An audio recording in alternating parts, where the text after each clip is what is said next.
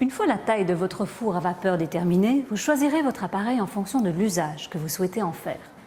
Si vous souhaitez décongeler, réchauffer, cuire et blanchir de façon saine en préservant leur saveur, les sels minéraux et les vitamines, vous choisirez un four à vapeur classique. Si par contre vous souhaitez en plus cuire et rôtir, optez alors pour un four à vapeur combiné, qui en plus de la fonction vapeur, vous offre la possibilité de cuire tous vos aliments comme dans un four traditionnel grâce à un ventilateur situé à l'arrière de la cavité et qui va permettre à l'air chaud de circuler.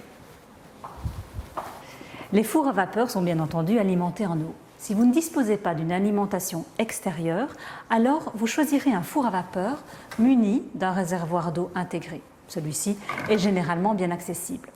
Sur certains modèles, le réservoir d'eau est caché derrière un panneau motorisé et tout ceci pour un gain de place.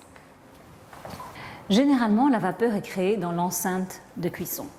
C'est la résistance de sol qui va chauffer l'eau située dans le bas de la cavité et entraîner son évaporation sous forme de vapeur.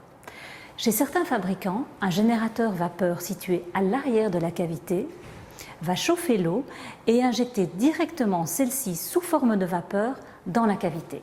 Ce système a pour avantage d'avoir de la vapeur chaude continuellement disponible pour maintenir la température souhaitée et aussi assurer un temps de cuisson plus court. La taille de la cavité est également un élément important.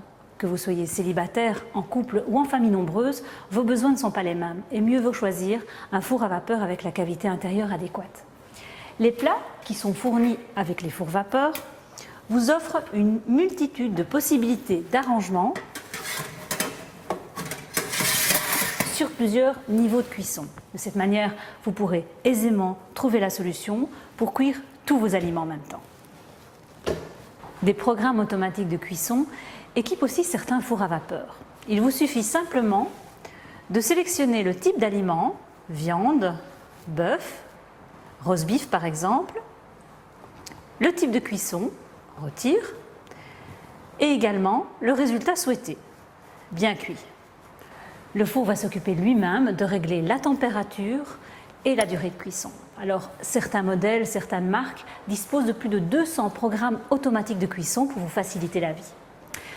Certains fours à vapeur ont aussi des programmes automatiques de détartrage. Alors, ces fours vous alertent tout simplement lorsqu'un détartrage est nécessaire.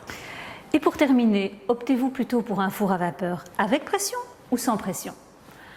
Le four à vapeur sans pression utilise des températures de cuisson de 40 à 100 degrés et permet de cuire tout type d'aliments comme des viandes, poissons, légumes et même des desserts. Le four à vapeur avec pression utilise non seulement des températures entre 40 et 100 degrés, mais permet également une cuisson allant jusqu'à 120 degrés, ce qui a pour résultat de réduire le temps de cuisson et donc de préserver au maximum les vitamines et sels minéraux. Pour résumer, la flexibilité de l'utilisation du four à vapeur est-elle primordiale? Dans ce cas, choisissez un four à vapeur combiné où vous pouvez à la fois cuisiner sainement à la vapeur, mais aussi cuire et rôtir. Le temps est un élément décisif et important. Dans ce cas, choisissez un four à vapeur avec pression où le temps de cuisson sera réduit.